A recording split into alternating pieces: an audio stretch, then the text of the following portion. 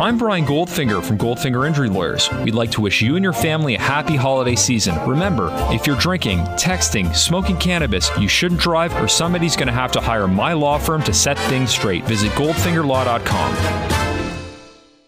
Hello and welcome to the Raptors Reaction Podcast. I'm your host, William Loom, speaking to you after the Toronto Raptors lost their third game in a row, this time to the Boston Celtics, losing by a score of 123-116 in overtime. It was a exhilarating game, which, because the Raptors lost, was also a very painful game, although the Raptors certainly had their chances to win it. I think the Celtics played a pretty good game. I thought, despite the high score, defensively, the Celtics were pretty good. And I think the Raptors were pretty good, too. It was just some very good offense, very high-quality offense shown by both teams with Kyrie Irving on one end. Kyrie was just phenomenal. Probably the best game I've seen Kyrie play regular season-wise. I mean, he's had a couple of 50 pieces, but tonight, I mean, Kyrie, not just the scoring, which he took over the scoring completely for the Celtics in the second half, and basically in the fourth quarter onward, it was just Kyrie. But he finished with 43 points and 11 assists, but also his defense. Like, he was just really engaged defensively. I thought he really wanted to make a statement in this game. It was on ESPN. And yeah, Kyrie balled out, and Kyrie ultimately got the Celtics to win. And on the other side, the Raptors, you got a couple of good offensive performances. I thought Kawhi was really good. Overall, I thought Pascal held up his end of the bargain. I thought Serge Ibaka held up his end of the bargain. And even JV, to a lesser extent off the bench, I thought he was okay, scoring-wise. But the Raptors, let's just go through quickly early what happened early in the game. The Raptors got off to a 12-5 start. It looked great. The Celtics obviously made their comeback, took the lead. The Celtics actually took like a 10-point lead midway through the second quarter. The bench was not getting it done, but the Raptors starters come in, completely flatten the Celtics. They get the lead back. It's all good. But then, third quarter, Raptors actually extend the lead because, again, the starters are just better than the Celtics starters. And again, the bench comes in and gives up the lead. And no matter what Nick Nurse tried to do, and he tried a couple of things with Pascal playing with the second unit, more time with the second unit, he tried a couple of things like, bringing in Kawhi a little bit earlier and then giving him a bit of a break midway through the fourth and having him play two shifts. I mean, just none of it really worked. I mean, like, honestly, like, the Raptors bench just... It's been really bad all season, and it was really bad tonight, and it really showed. But still, it was a very close game, very, very narrow game towards the end of the fourth quarter. The Raptors actually got up to a 4-point lead. Kawhi was just really good, I think, closing out a lot of the moments in the fourth quarter, although we'll get to what happened. But, on a vital possession, he swipes the ball, he leads the fast break, he draws two defenders, he kicks it out right to a wide-open DeLon Wright, cans the jumper, and it's a 4-point lead. The next possession, the Raptors, Kyle Lowry does a great job of pressuring Marcus Morris along the baseline, and Marcus Morris ends up stepping out of bounds. And at this point, the Raptors have the ball with less than a minute left, in which case you would think the Raptors will close this game out, just like they should have closed out the Pistons game. Did not happen. First off, I think there's a couple of things to really diagnose, but I'll just run through the play-by-play, I guess. So Kyle Lowry, less than a minute left. He has the ball. He calls his own number, okay? I'm not really sure what he was trying to do, but he kind of slowly brings the ball up. This is after the turnover. And I guess maybe he was trying to kill the clock and take a late shot, which I don't like that approach at all. But, I mean, it's at least better than taking a quick shot. However, he gets a screen from Pascal. Basically, Pascal doesn't really screen very well in that sense. And Kyle Lowry waves it off. Then Kyle tries to drive on Jason Tatum. Doesn't really go anywhere. Pivots, turns, spins. Tatum is much longer than Kyle Lowry, which I thought that part was a really good move by Brad Stevens to put a larger defender on Kyle Lowry. Kyle Lowry could not score at all today. 14 points on 3 of 12 shooting. That's not very good performance. Got some extra free throws, but just overall not a factor offensively. And so, yeah, Kyle basically is trapped in the air, nowhere to go, and he ends up having to throw the ball to a cutting DeLon right along the baseline. And it basically was a bailout pass. He forced the pass. It was a turnover. The Celtics go the other way. They got the numbers advantage. Jason Tatum drives to the rim, dunks. All of a sudden, it's a 2-point game. So, first off, horrible possession by Kyle Lowry. Just horrible. Like, you should probably give the ball to Kawhi Leonard in that situation. But even if you call a play for yourself, at least screen with Serge Ibaka. What are you doing screen with, Pascal Siakam? Like, Pascal's not a very good screener, and like I get if you're trying to attack Gordon Hayward on a switch, but like Hayward is not much shorter, or like, you know what I mean? Like, he's not worse of a defender than Jason Tatum. So I just didn't see the logic in that play at all. And I think it was very costly because not only did the shot miss, but the Raptors, Kyle ends up turning the ball over and was DeLon right under the rim. So the Celtics have a number advantage and they score.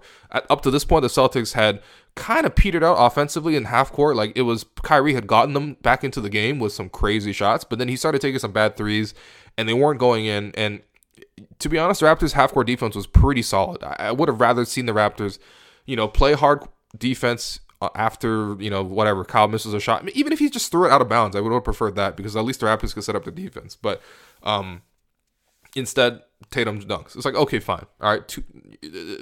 At this point, it's like, all right, whatever.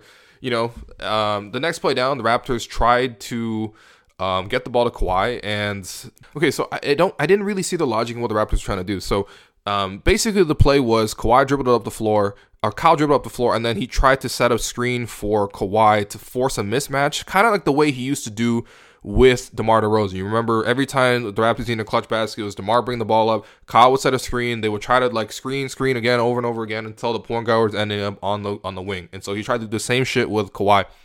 Did not work. First off, the Celtics knew it was coming. The Raptors tried this like 4 or 5 times in the fourth quarter. It did not work. I'm not sure who's calling that play, if it's Nick Nurse from the sideline or if it's Kyle Lowry. But given that it was in the front court and the Raptors bench was in, on the defensive end of the floor, I think it was Kyle. And based on the play that was called, I think, again, it's most likely it was Kyle. But they tried it a couple times in the fourth quarter. It did not work every single time that he tried it. It's same thing in the Pistons game. It just doesn't. It's not a good play. It's not a good play because I think there's better ways to set up Kawhi. But anyway, the Raptors basically waste all this time. They try to get this mismatch, and it basically ends with Kawhi taking a contested jumper over Marcus Morris with Al Horford fading over and helping. Like, it was just very difficult. Another miss.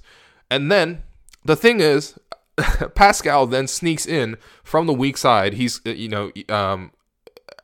basically trying to collect the offensive rebound, and the referees called a push on Pascal Siakam. Now, if you go back and look at the video, I don't think there is a push. I think what happened was the rebound was a little bit too high for Hayward, who did have inside position, but the ball bounced over Hayward, and Siakam was going to get it, and Siakam did ultimately get it and hit a putback, which effectively would have ended the game. I mean, at that point, the Raptors would have been up 4 with 24 seconds left, but instead, the referees called a foul on Siakam, and Hayward kind of just like flops his way into that foul by kind of just throwing his hands up because he realized he didn't get the ball. It's a savvy move, really, but again, Siakam gets called for the foul, and then it actually goes the other way, and Hayward shoots 2 free throws to tie the game instead of the game being over. So 50-50 call, very annoying, but okay, it goes the Celtics' way. It's in TD Garden. You really can't expect any better than that.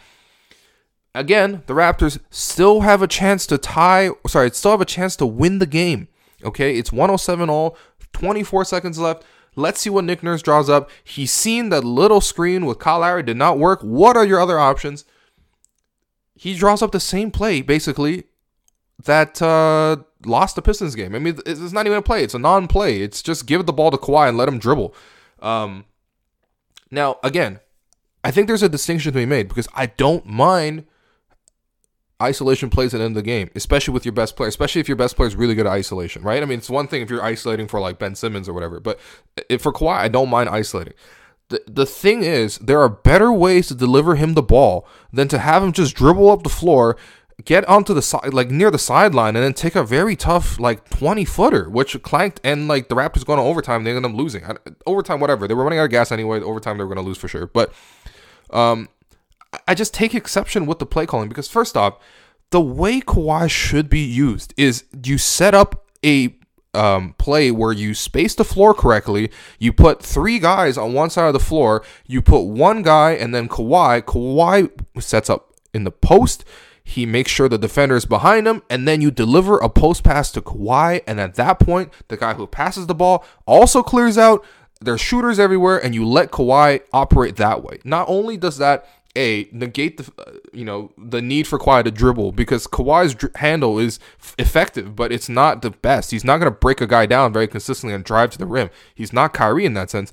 It's best when Kawhi can use his length to shoot over. And so if you want him to shoot over, you probably want him to get closer to the rim, right? He's obviously very money on those shots. And again, if he's attacking a guy one-on-one in the post, it's fine because he could, again, turn, face up, and then shoot. That's a way better shot than what the Raptors got for Kawhi in the fourth quarter. And I think, it was just another lost opportunity. And again, you got to really think about whether or not Nick Nurse or Kyle Lowry are calling the shots. Whichever one of the two it is, I mean, it's probably a collaborative, and it's probably Kawhi's probably got some input on that too, but this is just not good, man. These are just not good plays. Like, it doesn't make sense to me to have Kawhi dribble the ball up all the way up the floor. I mean, like, against the Pistons, first off, I mean, I don't even understand the Pistons game. I mean, like, why didn't you just advance the ball at that point with 10 seconds left? And at worst, you have to inbound to the backcourt, but that's fine. I mean, they barely got the inbound play in, and then Kawhi dribbles off the floor and bounces off his foot. That's unlucky, but still. In this case, again, it's the same thing. You're giving Kawhi the ball to just dribble at a guy, and, like, that's not where he's most effective. Put him into the post and let him turn around and shoot. That's way better, but regardless, the Raptors lost, basically, from that point onward. Like I said, I mean, attrition played a role in this game. OG Anunoby was fouled very hard on and midair, too. So he collapsed on his wrist, and then apparently he already had his wrist taped up coming into the game. So it must have been bothering him a little bit, his right wrist. And then he only plays 9 minutes and exits the game. He actually had pretty good 9 minutes, I thought. He did have a wild air ball, but he did also hit 2 threes after that, and I thought OG was actually quite solid. Yeah, I mean, so OG was out, and then Danny Green basically battled foul trouble all game, but then he comes in midway through in the third quarter there, he picks up an incredibly soft foul, just trying to battle for a rebound. Again, like, the Raptors kept trying to go on the offensive glass against the Celtics, which I think is a good idea. And they would usually sneak a guy, whoever's stationed in the corner on their sets, they would come in and try to, poach for a rebound. And Danny was often that guy because he's often in the corner.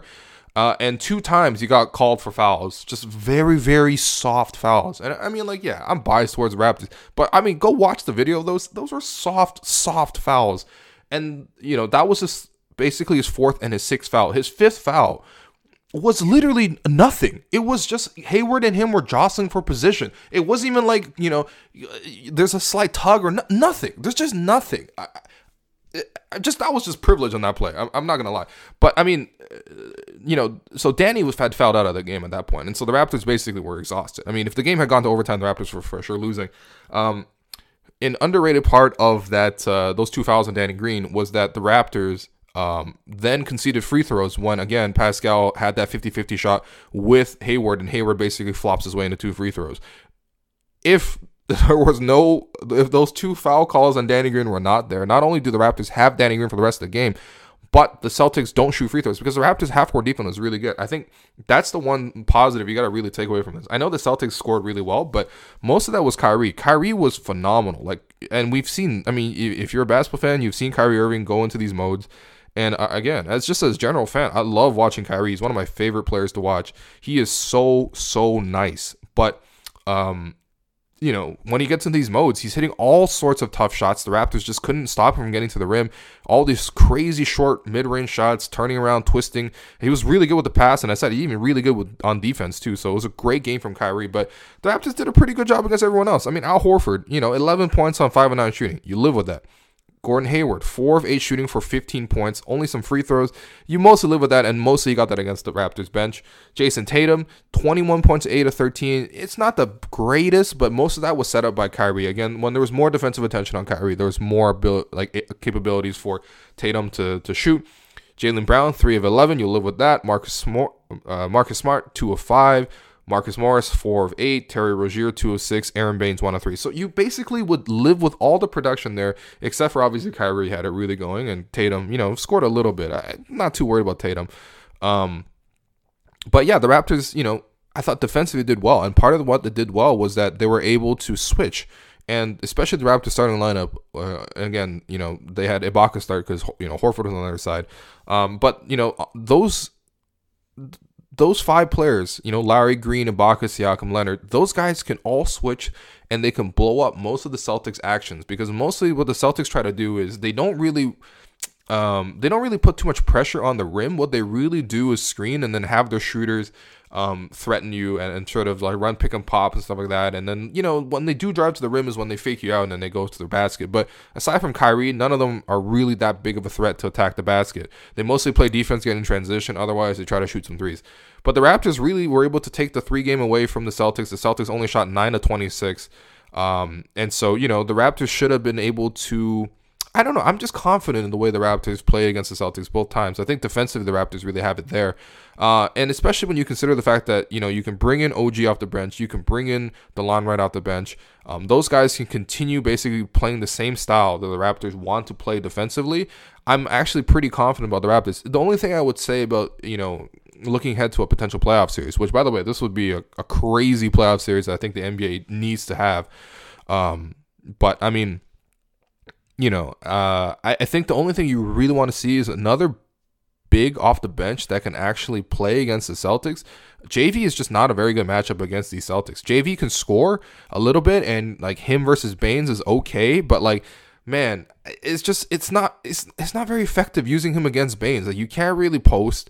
He did score a couple of tough baskets, so you got to credit him for that. But I mean, like, JV's just not really going to be a positive player in this sense. And also, when you have a guy like Kyrie, I mean, they're going to go at Jonas all the time. Jonas is not going to be able to play a lot of minutes in a series against the Celtics. He only played 19 minutes tonight because everyone fouled out. Like, even Siakam fouled out in overtime, and the JV had to play. But JV's just not going to play that many minutes, and I don't think you want to play that many minutes with Ibaka and with maybe even Pascal playing center. So maybe the Raptors need to go get another guy, and this is the name I bring up. It's not specifically him, but the archetype what I'm looking for is like a Tristan Thompson type of, like, you can dominate the glass and then you can defend all the scenarios. I don't even need him to score. I just need him to set big screens maybe, and just defend well. I think that would really serve the Raptors well in this matchup. That way you can consistently do the switching thing, starting lineup and the bench lineup. You have an 8-man rotation of everyone being able to defend everyone, and it'll be great. That's what I'm looking for from the Raptors. But it is what it is. It was a tough loss. I feel a little bit bitter about it because, again, I think the officiating really played into a factor with Danny Green and Pascal Siakam. But, in TD Garden, like, honestly, it's probably the toughest arena in the league to get a call. Like, it is so tough to get calls in TD Garden. And the Raptors actually shot more free throws, but the Raptors are incredibly the more aggressive team, at least going towards the basket. I mean, Kyrie was going to the basket for the Celtics, but nobody else really was. And yeah, I mean, just those 2 foul calls were just, it just kind of took the piss out of the game. It really did. I mean, by the time Pascal fouled out in overtime, again, off some other soft stuff, like, you're just laughing because, like, otherwise the game was incredibly physical. So I don't know how the referees kind of came to their decisions the way they did. But the main takeaways I would have, and again, this is a very, very long podcast. I think it's a very important matchup. This is why I'm speaking so much. But, the positives you want to take away is that the Raptors have physicality and in terms of their scoring, and sort of Kawhi, Pascal, Serge, like, they were all great in terms of scoring in the paint. Even JV. The Raptors forwards are really good at scoring. But the Raptors guards need to do more. And I'm specifically looking at Kyle Lowry because Kyle Lowry has not looked like himself. 14 points on 3 of 12 shooting is not going to cut it, especially when you play 42 minutes. And you also get torched the other side by Kyrie. I think Kyle has taken some very hard hits this season, has not sat and played some very long minutes. It's looking concerning. He was not moving very well today, and he could not really get a shot off. I think the Celtics were very, very smart to put a long guy on him. He was completely neutralized. And the Raptors probably need another scorer of that sense because otherwise the Raptors actually have pretty good defenders who can score. And Kyle is usually one of those guys, but his 3-point shot is not there. 1 of 6 tonight, and he's just struggled. Like, the common thread in all 4 of the Raptors' losses is that Kyle Lowry did not play well. And this is, just the latest example of that. And yeah, so in terms of your 3 stars, I would give it to Kawhi, Pascal, Serge. Easy. I know people are going to get angry at Kawhi for the isolation stuff. I really, really pin it on Nick Nurse and Kyle Lowry for not getting him in better spots. They have to work on that. Their crunch time offense has not been good all season. It just hasn't, right? Even in the moments when they've had some good moments, like the Wizards game, which was a bit fluky because Kyle was just on fire with some crazy shots and Fred hit that random floater. And also that the win against the Celtics, a lot of that was off the Raptors defense. They were able to score in transition. That's not really crunch time execution, in my opinion. I think you need to have a crunch time offense. The Raptors need to decide what works for them and what doesn't work for them. And right now, what doesn't work is Kyle Lowry screening for Kawhi Leonard or just having Kawhi Leonard dribble up the floor. Like, you got to get him into the post. I beg you, get Kawhi Leonard into the post, let him face up, and let him shoot. That's a better way to use him than what the Raptors have used him so far. But I thought Kawhi was phenomenal. I mean, he was the Raptors' best player by far. He carried the Raptors. Basically, the Celtics had not a lot of good matchups against him. And, Kawhi was just a killer, man. He kept taking it to the basket, too. I like the way he took it to the basket. It's not something that he's done too much of this season, but crazy physical game from Kawhi. 31 points, 15 rebounds. Pascal, 16 points, 9 rebounds, 4 assists, 2 steals. Defended really well, I thought. And then Serge Ibaka, 21 points, 4 rebounds, 8 of 15 shooting, 2 of 3 from deep.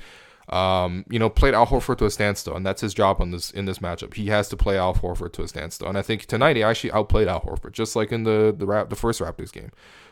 Serge is vital in the series against the Celtics. So, it's really crazy how much Serge has turned the season around. And then in terms of the Celtics, Gerald Henderson Award, it's tough, really. I mean, like, obviously you don't want to give it to Kyrie because he's capable of this, but he was basically the best player for them. And I don't know. I guess you can give it to Tatum, but even still, it was really just Kyrie. So I'll give it to Kyrie. But honestly, no disrespect to Kyrie, man. I mean, I was just saying that the Gerald Henderson part only applies to how hard he played on defense. Usually Kyrie Irving's not that engaged defensively. He stepped up defensively. He was everywhere. He forced Kawhi into a jump ball and then won the jump ball. Like, in the fourth quarter, like it was a incredible effort from Kyrie. I was beyond impressed. And so for his defense, I'm giving him Gerald Henderson. I would not disrespect Kyrie for the offense. Obviously, Kyrie can do this against almost any defense, any team. So that does it for the podcast. Again, sorry for a very long one, but it was a very exhilarating game, and I think a lot of implications coming out of this one. As always, you can read 10 things on my Twitter account, also on the Score app, and to anyone who's supporting the Patreon, both RR and also mine personally, I would like to thank you very much. And I'll be back tomorrow to recap the Bulls game, which will be very interesting. That Bulls game, I mean, man, we're going to see a lot of Malachi Richardson. We're going to see a lot of Lorenzo Brown. It's going to be tough. The Raptors are probably going to rest Kawhi after he played 43 minutes. And we'll see what happens with OG. But the Raptors are pretty banged up right now. I mean, don't forget Danny Green also, had some back soreness in the Pistons game and exited that one. So, yeah, it's not looking good, man. It's not looking good. And I didn't even say much about Fred, who, god damn it, man. It would not surprise me if Fred secretly took some GoDaddy money. Anyway, speak about that. Let's give him one more chance against the Bulls. If he doesn't perform against the Bulls, then I'm going to go in on Fred. But for now, the Raptors have lost 3 in a row. It's not looking great. They got to fix their crunch time offense. And quite honestly, they got to get healthy because it's a problem.